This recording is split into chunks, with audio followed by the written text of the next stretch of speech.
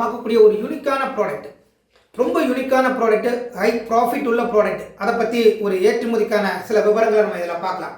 அது என்ன ப்ராடக்ட் அப்படின்னா donkey milk products and donkey dung products.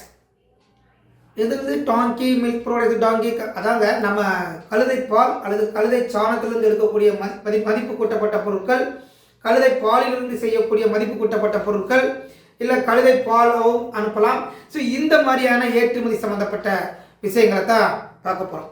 என்ன சார், கழுதை பாலுமே எக்ஸ்போர்ட் ஆகுது, கழுதை சாணம் கூடமா எக்ஸ்போர்ட் ஆகுது, மாட்டு சாணம் தான் போகுதுங்கிறத கேள்விப்பட்டிருக்கோம், பட் கழுதை சாணமும் எக்ஸ்போர்ட் ஆகுது அப்படின்னு கேட்டிங்கன்னா ஆமாம், கட்டாயமாக எக்ஸ்போர்ட் ஆகிட்டு இருக்கு. இந்தியாவில் வந்து அனுப்பிக்கிட்டு இருக்கிறாங்க. அதற்கான தேவையும் பல நாடுகளில் இருக்குது. இப்போ அதை பற்றி தான் நம்ம இப்போ இதில் பார்க்க போகிறோம். எந்த நாடுகளுக்கு தேவைப்படுது, எதற்காக வாங்குறாங்க, என்ன மாதிரியான மார்ஜின் இருக்குது, இந்த பொருள் அதாவது டாங்கியோட மில்க் ப்ராடக்ட்ஸோ டாங்கியோட டங் ப்ராடக்ட்ஸோ நீங்கள் எக்ஸ்போர்ட் பண்ணால் என்னென்ன சர்டிஃபிகேட்ஸ் வேணும் இந்தியாவிலேருந்து அனுப்புறதுக்கு அப்படிங்கிறத இந்த வீடியோவில் முழுசாக பார்க்க போகிறீங்க.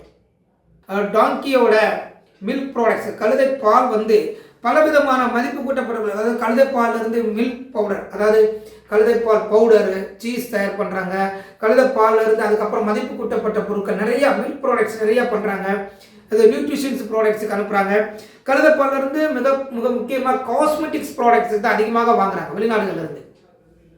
காஸ்மெட்டிக்ஸு, சோப்பு தயார் பண்ணுறதுக்கு, cream, face cream, skin care product தயார் பண்ணுறதுக்கு, இந்த மாதிரியான ப்ராடக்ட்ஸ் தயார் பண்ணுறதுக்கு தான் அதிகமாக அந்த டாங்கியோட மில்கை வந்து பல நாடுகள் இம்போர்ட் பண்ணுறாங்க. நம்ம நாட்டில் இருந்து அதிக ப்ராஃபிட் இருக்குது, மார்ஜின் கிட்டத்தட்ட ஒரு லிட்டர் வந்து 4000லேருந்து 5000 அந்த ரேஞ்சுக்கு போகுது. உடனே 4000 5000 போகுதா, உடனே நம்ம அதிகமாக செய்யலாம் அப்படி. ஸோ அந்த ரேஞ்ச் என்ன, அதோட ப்ராஃபிட் இவ்வளோ இருக்குதா, உண்மையிலே இருக்குதா, நமக்கு எப்படி பணம் வாங்க முடியும் அப்படிங்கிறத தெரிஞ்சுட்டு செயல்படுத்தணும். ஸோ மில்க் ப்ராடக்ட்ஸுக்கு அதிகமாக வாய்ப்புகள். இது எந்தெந்த நாடுகளுக்கு அதிகமாக வாய்ப்பு இருக்குது அப்படின்னா யூரோப் கண்ட்ரிஸுக்கு அதிகமாக வாங்குறாங்க. Europe countries, UK, UAE, gulf countries, Germany, Italy, France, இந்த நாடுகள் அதிகமாக இம்போர்ட் பண்ணுறாங்க நம்ம நாட்டில் இருந்து. யூரோப்பியன் கண்ட்ரிஸ் அதிகமாக இம்போர்ட் பண்ணுறாங்க. ஏன்னா காஸ்மெட்டிக்ஸ் ப்ராடக்ட் தயார் பண்ணுறதுக்கு இது வந்து மிக முக்கியமான ஒரு இன்க்ரீடியன்ஸு. அந்த காஸ்மெட்டிக் தயாரிக்கிற இன்க்ரீடியன்ஸ் அந்த டாங்கியோட மில்க் வந்து பயன்படுத்துகிறாங்க. அதிக நியூட்ரிஷன், அதிக சத்துள்ள பொருளாக இதை பார்க்குறாங்க. ஸோ இதுக்கு வாய்ப்புகள் இதில் அதிகமாக இருக்குது, நீங்கள் ட்ரை பண்ணலாம். அடுத்து வந்து டாங்கியோட டங்க், அதாவது கழுதை சாண பொருட்களுக்கான ஏற்றுமதி வாய்ப்புகள். கழுதை சாணத்திலிருந்து எடுக்கக்கூடிய மதிப்பு கூட்டப்பட்ட பொருட்கள், அதாவது ஆர்கானிக் மேனூர், ஃபெர்டிலைசர்ஸ் தயார் பண்ணலாம். ஃபெர்டிலைசர்ஸ், பெல்லட்ஸ் தயார் பண்ணலாம். அப்புறம் வந்து தூப் தயார் பண்ணலாம்.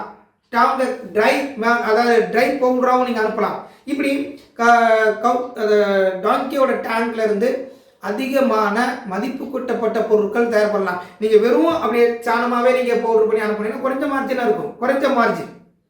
அந்த டேங்க் மேனூராவோ அல்லது ஆர்கானிக் மேனூராவோ, ஃபெர்டிலைசராகவோ, ஃபெர்டிலைசர் பெல்லட்ஸாவோ, தூப்பாக வேறு ஏதோ ஒரு மாற்றங்கள் பிராண்டட் பண்ணி பேக் பண்ணி அருமையாக அனுப்புனீங்கன்னா ப்ராஃபிட், நல்ல ப்ராஃபிட்டாக நீங்கள் எதிர்பார்க்கலாம். ஸோ இப்படிப்பட்ட வாய்ப்புகள் வந்து எந்தெந்த நாடுகளில் பெரும்பாலும் இருக்குது அப்படின்னா Singapore, Malaysia, gulf countries, UAE, அப்புறம் வந்து China, Italy, France, Netherlands, Germany, இந்த நாடுகளில் அதிகமாக இருக்குது. யூரோப் கண்ட்ரிஸ்லையும் அதிகமாக இருக்குது.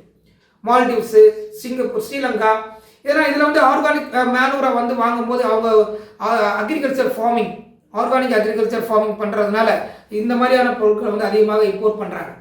ஸோ இப்போ இந்த டாங்கியோட டேங்க் வந்து அதிகமான நாடுகளுக்கு அதிகமாக இம்போர்ட் பண்ணுறாங்க. கொஞ்சம் கவனம் செலுத்தலாம்.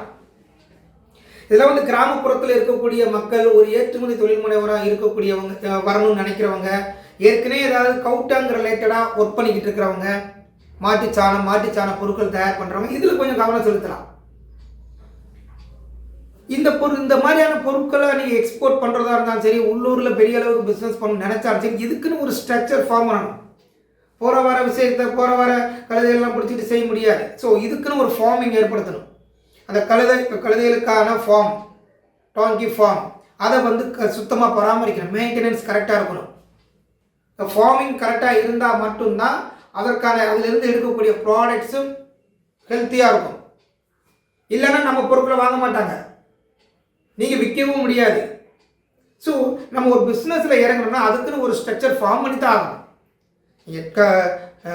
டாங்கியோட உங்களுக்கு வாய்ப்புகள் கிடைக்குது, உங்கள் ஊரில் நிறையா இருக்குது அப்படின்னா அதுக்கான விஷயங்களில் ஈடுபடுங்க. அதுக்கான பர்ஃபெக்டாக ஒரு ஃபார்மிங் பண்ணுங்கள். அதுக்கு என்ன வழிமுறைங்கிறத அதை கற்றுக்கோங்க. ஒரு ஃபார்ம் பண்ணுறதுக்கு அதை சுத்தமாக பராமரிச்சுக்கோங்க. அதில் வேலை பார்க்குற லேபர்ஸ் முதற்கொண்டு கொஞ்சம் ஹைஜீனிக்காக இருக்கிற மாதிரி பார்த்துக்கோங்க.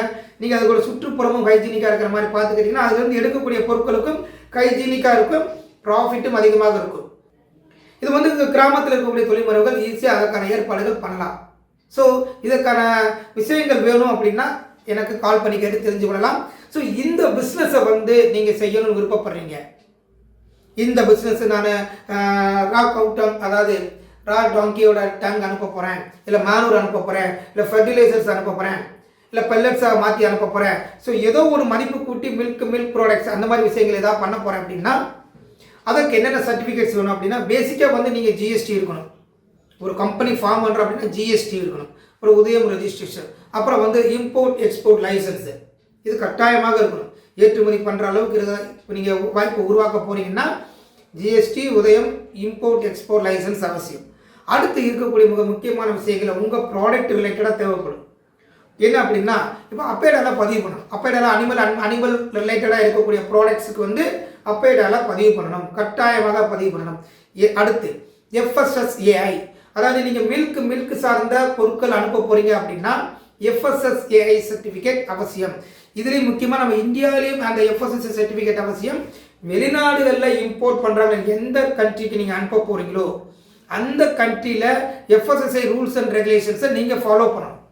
அதுக்கு என்ன ரூல்ஸ், அவங்களுக்கு என்னென்ன சர்டிஃபிகேட்ஸ் இருந்தால் கிளாரிஃபை ஆகும், அவங்க ஷிப்மெண்ட்டை கிளியர் பண்ண முடியும்னு தெரிஞ்சுட்டு அதற்கான கண்டிஷன்ஸில் உங்களுடைய ப்ராடக்டோட தரத்தை நீங்கள் கொண்டு போகணும். ஏன்னா ப்ராஃபிட் அதிகம் அப்படிங்கிறனால அதற்கான விஷயங்களும் ஈடுபட்டு தான் ஆகணும். அடுத்து வந்து லேப் சர்டிஃபிகேட், கட்டாயமாக லேப் சர்டிஃபிகேட் இருக்கணும். அப்புறம் பைட்டோ சானிட்டரி லேப் சர்டிஃபிகேட்லேயுமே பார்த்தீங்கன்னா வந்து சர்டிஃபிகேட் ஆஃப் அனாலிசிஸ்ன்னு சொல்லுவாங்க. அந்த லேபில் வந்து பர்டிகுலராக அந்த ப்ராடக்ட் நீங்கள் மில்க் ப்ராடக்ட்ஸில் வந்து சீஸ் அனுப்புகிறீங்க, மில்க் பவுடர் அனுப்புகிறீங்க, இல்லை ஸ்கின் கேருக்கு வந்துக்கூடிய இன்க்ரீடியன்ட்ஸ் அனுப்புகிறீங்க அப்படின்னா அது சர்டிஃபிகேட் ஆஃப் அனாலிசிஸ் கட்டாயமாக கேட்பாங்க. இதில் என்னென்ன கலந்துருக்கு, இதில் என்னென்ன நியூட்ரிஷன்ஸ் இருக்குது, அதுக்கான விஷயங்கள் கொடுக்கணும்.